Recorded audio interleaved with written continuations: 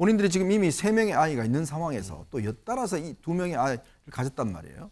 그렇다면 충분히 이거는 뭐 본인들의 어떤 이 계획에 따라서 제어를 할 수 있을 텐데 문제는 이렇게 놓고 난 다음에 또 아기를 살해하고 또 그 다음에 또 낳았잖아요. 네. 이런 걸 과연 이게 경제적 이유로 설명할 수 있을까요? 저는 핑계라고 봅니다, 이거는. 23명을 표본 조사를 해봤더니 그중에서 3명은 사망, 그리고 1명이 지금 유기 이렇게 나온 거예요. 그러니까 그 지금 앞에 나왔던 그 설명이 3명 사망 중에 이제 포함이 된 겁니다. 네. 그러니까 확률적으로 보면은 이거는 더 늘려봐야 되겠지만 23명 중에 3, 4명이 사망이라고 하면은 지금 2,000명 중에 대략 한 500명 이상은 죽었을 가능성. 확률적으로 봤을 때 확률적으로 요 예. 표본을 이제 그대로 확대를 하면은 그러니까 굉장히 지금 대한민국에서 끔찍한 일들이 지금 벌어지고 있다라고. 수원의 한 아파트 냉장고 안에서요. 영화의 시신 2구가 발견되는 충격적인 사건이 벌어졌습니다. 수사 결과 3명의 자녀를 둔 30대 친모의 범행으로 파악이 되고 있는데 자, 글쎄 어떻게 이런 일이 있을 수 있는지 먼저 영상부터 좀 보겠습니다. 왔었다고. 그럼 거기도 와서 물어봤대요. 전혀 모른다고 그래. 임산부도 없었어요, 근래. 장가희 기자, 이게 참 제가 짧게 얘기를 했는데도 불구하고 어떻게 이런 일이 있을 수 있는지 저는 참 의문인데 이 사건 좀 설명을 좀 해주세요. 네, 경기 수원의 한 아파트 냉장고에서 이 영아 시신 2구가 발견이 돼서 경찰이 수사에 나섰습니다. 경기 남부경찰청 여성청소년과는 어제 영아 살해 혐의로 30대 여성 A씨를 긴급 체포해서 조사를 진행하고 있는데요. A씨는 2018년 11월 그리고 2019년 11월 각각 아기를 출산하고는 곧바로 살해한 뒤 자신이 사는 이 수원시 장안구 소재 한 아파트 냉장고에다가 시신을 보관해온 혐의를 받고 있습니다. 사실 더 기가 막힌 건요. 남편 B씨와의 사이에 이미 12살 딸, 10살 아들, 8살 딸 등 3명의 자녀가 있었다고 합니다. 네. 그래서 왜 그랬냐라고 묻자 경제적인 어려움 때문에 출산한 후에 범행했다 이렇게 답을 했다고 합니다. 경찰에 따르면 A씨가 살해한 아기 2명 모두 생후 1일 영아였고요. 또 출산 시점으로 따져봤을 때 처음 살해된 아기의 경우에는 최장 4년 7개월간 냉장고 안에 있었던 것으로 추정이 되고 있습니다. 이현종 의원님, 네. 경제적으로 어려워서 그랬다네요. 이거는 저는 이유가 되지 못한다고 봅니다. 왜냐하면 예를 들어서 경제적인 이유가 있다면 충분히 요즘은 또 이 아기를 많이 낳을 경우에 그 구청이나 이런 데부터 많은 또 지원이 있습니다. 지원도 하죠. 네. 요즘 뭐 특히 혜택을 많이 받는 경우가 있죠. 그렇다면 이게 참 부모로서 예를 들어서 이것에 대한 공적인 도움을 요청한다든지 또 이들 둘 부부가 지금 생계활동을 할 수가 있잖아요. 지금 뭐 콜센터에 근무했다고 그러니까. 네. 그렇다면 충분히 어떤 할 수 있는 상황이 있고 또 성인이기 때문에 본인들이 지금 이미 3명의 아이가 있는 상황에서 또 엿따라서 이 2명의 아이를 가졌단 말이에요. 그렇다면 충분히 이거는 뭐 본인들의 어떤 이 계획에 따라서 제어를 할 수 있을 텐데 문제는 이렇게 놓고 난 다음에 또 아기를 살해하고 또 그 다음에 또 낳았잖아요. 네. 이런 걸 과연 이게 경제적 이유로 설명할 수 있을까요? 저는 핑계라고 봅니다. 이거는 순전히 이 엄마라는 사람의 어떤 핑계라는 생각이 들고 저는 이거는 이유가 되지 않는다라는 생각이 들어요. 충분히 이렇게 되면 우리 사회가 키워줄 수도 있는 거거든요. 그럼에도 불구하고 이런 선택을 했다는 거는 이거는 굉장히 저는 정말 이거는 있을 수 없는 일을 벌였다는 생각이 듭니다. 승전 의원, 여기서 이제 하나 드는 의문은 그럼 과연 이제 부부가 이제 함께 집에 살았으니까 남편은 이 사실을 몰랐을까 하는 거거든요. 앵커한테 물어볼게요. 진짜 몰랐을까요?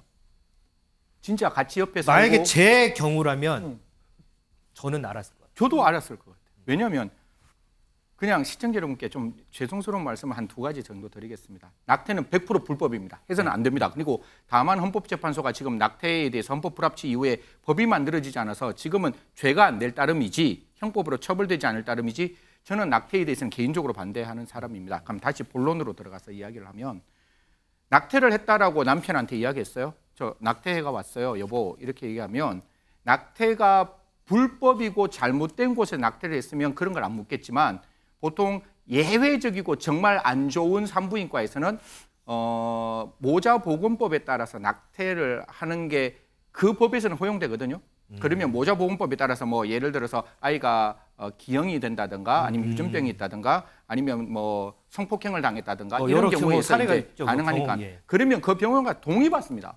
그 낙태할 때 그냥 부인이 와서 산모가 와서 저 낙태해 주세요 이러면 안 해요. 그러면 누구로부터 동의를 받아야 되는데 그 동의를 제가 봤을 땐 가장 가까운 남편이 했을 것 같거든요. 그래서 낙태를 해는 병원이 어디 있으면 거기 와서 낙태를 할 때 누가 동의를 받았나, 낙태 안 된다는 거 다시 한번 말씀드리겠습니다. 그 동의를 누가 했는지를 먼저 저는 알아봐야 된다라는 거고, 두 번째, 이게 그 부인과에 가서, 그러니까 산부인과에 가서 지금 애를 출생을 하잖아요. 네. 출생을 하고 하루 만에 그 아이와 같이 집으로 돌아온단 말이에요. 그러면 출생한 병원에서 가면 그 산모 혼자 아이를 출생을 했는지 아니면 가족 중에 누가 와서 출생을 했는지 옆에서 지켜보잖아요. 저도 아이 놓을 때 당연히 그 부인 옆에 있는 게 인지상정이잖아요. 네. 그러면 과연 그 병원에서 남편이 있었는지 없었는지 확인하면 이건 아주 간단한 문제가 될 수 있을 것 같아요. 그러니까 지금 와서 경제적으로 어려웠다. 저는 아기를 물건으로 취급했다는 가장 대표적인 단어라고 생각하거든요. 이게 그냥 경제적으로 어렵다는 거는 내 경제가 아이의 생명보다 중요했다는 거잖아요. 단적으로 해석하면. 네. 그래서 그런 부분에 대해서 이야기를 하고 있는 거라서 제가 언제나 수사를 할 때 수사기관인 경기남부청에 좀 그 청장님에게도 부탁드리고 싶은 거는 진술에 따라가지 말고 증거에 따라가서 과연 이 아이 2명이 정말 하루 만에 세상의 유명을 달리했다면 그 아이의 전 넋을 기려줘야 된다고 생각합니다. 그 아이의 넋을 기르는 일은 국가기관만이 할 수 있으니까요. 이 부인의 말, 그다음 남편의 말이 맞는지 확인하시고 남편이 알았다면 그 살인죄, 저는 영아살인죄라고 안 보거든요. 살인죄의 공동정범 혹은 방조범으로 처벌할 가능성을 열어두어야 한다라는 말씀드리겠습니다. 뭐 이 부분은 이제 계속해서 이제 수사를 통해서 이제 밝혀져야 될 일이긴 하지만 지금 수사가 이루어지고 있죠, 임재 변호사. 네, 그렇습니다. 현재 수사가 진행 중입니다. 하지만 수사가 진행 중인데 안타까운 지점은요. 첫 번째 아이가 살해된 시점으로부터 지금 최장 4년 7개월 정도가 흐른 시점이거든요. 네네. 이제야 이 사건이 밝혀졌다는 게 정말 안타깝고요. 현재 친모는 긴급 체포되어서 구속영장이 신청된 상태입니다. 또한 경찰은 이 냉장고에서 발견된 이 아이 시신 두부에 대해서 국립과학수사연구원에 이제 부검을 의뢰해서 정확한 사인도 밝힐 계획입니다. 장가희 기자. 그런데요. 오늘 또 비슷한 사건이 또 알려졌어요. 네, 그렇습니다. 현재 경찰이 감사원 자료를 토대로 이 수원시뿐만 아니라 경기도 화성시나 또 인천광역시 등 출생 미신고 사례 계속해서 조사 중인데요. 경기 화성에서도 소재 파악이 안 되는 아기가 확인이 돼서 경찰이 수사에 착수를 했습니다. 2021년 12월에 출산은 했는데 출생 신고가 안 된 겁니다. 아기의 친모는 출산 직후부터 또 이듬해 1월 사이 인터넷을 통해서 이 아기를 데려간다는 사람을 찾게 돼 생후 한 달이 되지 않은 자녀를 넘겼다 이렇게 진술을 하고 있는데 그러면서도 자녀를 데려간 사람의 연락처는 알지 못한다 이렇게 말을 했습니다. 약간 좀 의심스러운 구석이 있죠. 그래서 현재 경찰은 아르바이트 등으로 생계를 이어온 A씨가 홀로 아기를 키울 수 없다고 판단해서 범행한 것으로 보고요. 계속해서 조사를 진행 중입니다. 일단 이 부분은 아직도 이제 조사가 진행 중이군요. 그런데 김준현이 또 앞서 얘기한 이제 수원 사례, 지금 화성 사례, 이 사건이 알려지게 된 공통점이 있죠, 이게. 그렇죠. 그러니까 아까 앞에 이제 장가희 기자가 설명을 했는데 2015년부터 2022년까지 그러니까 애가 나왔다라는 그러니까 출생이 됐다라는 거는 기록은 있는데 출생 신고가 이제 안 된 애들이 2,236명이라고 감사원이 보건복지부를 감사를 하면서 요 데이터를 보고 확인을 한 거예요. 감사원이 감사를 예, 해봤더니 출생 신고 안 된 아이가 2,000명이 넘었다. 예, 8년 동안 2,000명이. 그러니까 이 중에서 그러니까 전체 그때 등록된 아이들의 0.08%가 신고가 안 됐다라고 합니다. 네네. 출생 신고가. 그러니까 이거 이상하다 그래서 샘플 조사를 해본 거예요. 네. 23명을 표본 조사를 해봤더니 그 중에서 3명은 사망, 그리고 1명이 지금 유기 이렇게 나온 거예요. 그러니까 그 지금 앞에 나왔던 그 설명이 3명 사망 중에 이제 포함이 된 겁니다. 네. 그러니까 확률적으로 보면은 이거는 더 늘려봐야 되겠지만 23명 중에 3, 4명이 사망이라고 하면은 지금 2,000명 중에 대략 한 500명 이상은 죽었을 가능성. 확률적으로 봤을 때 확률적으로 요 예. 표본을 이제 그대로 확대를 하면은 그러니까 굉장히 지금 대한민국에서 끔찍한 일들이 지금 벌어지고 있다라고 지금 우리가 상상하기 싫은데 그러니까 이거를 조금 일단은 조사가 먼저 필요한 거고 이런 일이 벌어지지 않도록 보건복지부나 지자체에서 조금 면밀하게 추적도 하고 그리고 지원도 하고 뭐 이런 시스템이 좀 갖춰져야 되는 상황이 이제 온 거죠. 임재 변호사는 어떻게 보세요? 이제 법조계 계시니까 지금 김준일 에디터 얘기를 들어보면 지금 2,000명 중에 한 1% 정도, 23명 정도 조사했는데 지금 이렇게 나왔어요. 나머지 이제 99%다 조사를 해야 되잖아요. 앞으로 비슷한 사건이 계속해서 나올 가능성에 대해서는 어떻게 좀? 그렇습니다. 출생 신고 안 하면요, 정말 아이가 할 수 있는 게 없습니다. 학교도 가야 되고 병원도 가야 되잖아요. 네. 출생 신고는 이 아이가 태어나서 앞으로 이 나라에서 보호를 받고 권리를 누리기 위해서 가장 기본적이자 첫 단추인데 왜 출생 신고를 안 했을까를 좀 생각해 보면은 이 답에 대한 좀 답변이 될 것 같습니다. 뭔가 미진한 부분이 있어서 뭔가 본인이 찜찜한 깨름직한 부분이 있어서 부모가 출생신고를 안 했을 확률이 사실 확률적으로 보면 매우 높다고 보여지고요. 이 전수가 다 어떤 문제가 있다고 단정할 수는 없겠지만 적어도 이 전수조사가 이루어진다고 하니 전수조사를 한다면 좀 많은 부분 아동들이 좀 유기를 당했거나 아니면 정말 생명에 위협을 당했던 그런 사례들 더 나올 가능성 충분히 있어 보여서 굉장히 안타깝고요. 아이가 태어나면 1개월 이내에 출생신고를 해야 됩니다. 네. 출생신고를 하지 않았다고 해도 정말 5만 원 이하의 과태료 정도 처분에 그치고 있거든요. 출생신고 안 하면 과태료가 5만 원밖에 안 되는 거예요. 그렇죠. 이제 1개월 내에 해야 되는데 뭐 좀 놓쳐서 기간을 놓치는 경우가 사실 대부분인 거죠. 하려고 했는데 뭐 몸조리를 한다거나 그 외에 다른 갑자기 뭐 외국에 나간다거나 이런 이유로 못하는 경우를 산정했던 그런 과태료 처분이겠지만 이 부분에 있어서도 우리나라가 좀 더 관리가 좀 더 타이트하게 이루어질 필요성 반드시 있어 보입니다.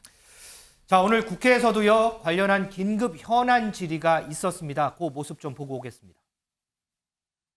저는 어젯밤 뉴스를 보고 충격이 너무 컸고 지금도 사실은 온몸이 아플 만큼 너무 충격적인데 그냥 앞으로 더 많은 충격적인 일들이 떠오를까 봐 사실 두렵습니다. 병원에서 출산하고도 출생신고 안 된 아기가 2천여 명인데 그러나 병원에도 가지 않고 병원 밖에서 출산한 아기는 누구도 모른다는 사실이에요. 그렇죠? 대안을 마련해가지고 법안 심사 과정에 이제 적극 참여할 예정이고요. 어제 이제 수원시 영아 살해 사건 같은 경우는 그 예방 접종 때 나오는 그 임시 신생아 번호만 가지고 있기 때문에 저희가 추적을 해서 보호를 할 수 있는 방법이 없습니다. 그래서 저희가 모의 인적 사항 등을 입수를 해가지고 저희가 추적 조사할 수 있는 법적 근거를 신속하게 마련하. 이현종 의원님, 네. 사실 저도 이제 아이를 키우는 입장이기 때문에 이런 사건 소식을 전하는 것도 좀 마음이 아프지만 듣는 것도 상당히 마음이 아프거든요. 이거 좀 어떻게 좀 해야 될까요? 저는 좀 이해할 수 없는 게 감사원의 감사 결과로 이런 게 나타났다는 게 좀 잘 이해가 안 됩니다. 왜냐하면 예전에 초등학교, 그러니까 출생신고를 해놔고 초등학교 입학하지 않은 애들 뭐 그런 경우 그거 한번 조사해서 그때 한번 문제가 교육부에서 있었지 한번 않습니까? 조사했었지. 나중에 이제 애가 살해가 됐다 이게 돌아가서 그때 큰 사회적 문제가 됐는데요. 이번 같은 경우는 이제 출생을 병원에서 하고도 출생 신고가 안 된 걸 이제 지금 파악한 거 아니겠습니까? 예전에 이게 보면 의료기관에서 자동으로 예를 들어 출생을 하게 되면 행정당국에 신고를 하는 이 출생신고제를 도입을 하려고 했는데 그때 아마 병원에서 많이 반대를 해서 자기들이 업무가 과중하다고 했는데 글쎄 이게 과연 업무가 과중할 이유가 있을까라는 생각이 듭니다. 지금 우리나라 뭐 IT나 이런 것들 괜찮은데 예를 들어 출생신고 처음에 분만을 하게 되면 자동적으로 예를 들어 행정당국에 통보가 돼서 네. 관리하도록 만들어야 되는데 우리가 지금 저출산이라고 그렇게 지금 출생 하기 위해서 우리가 얼마나 씁니까? 수십조 원을 쓰고 있잖아요. 근데 이런 시스템에 2,000명입니다, 지금. 그러면 이 2,000명에 대한 생명이 어디가 있는지 모르잖아요. 네. 그럼 이거에 대해서 그 정도 돈 들여서 충분히 할 수 있지 않습니까? 그러니까 지금 그 복지부 장관 이야기도 그거 뭐 이제 법을 만들겠다고 그러는데 이제 와서 이 법을 만들면 어떡하나요? 그러니까 저는 참 답답한 게 초등학교 입학도 그렇고 지금 출생신고하면 자동적으로 예를 들어서 행정당국 신고되는 것도 그렇고 이번에 이제 감사원이 2개가 안 맞는 걸 지금 찾아내서 2,000명을 찾아냈지 않습니까? 그렇죠. 그렇다면 보건복지부에 충분히 이걸 파악하고 있었을 텐데 이걸 그동안 그냥 뭘 하고 있었는 건지 저는 답답할 따름이고 이렇게 돈 들여서 출산 장려만 할 뿐 아니라 출산된 아기들을 잘 관리하는 것도 이것도 굉장히 중요한 문제 아니겠습니까? 그럼요.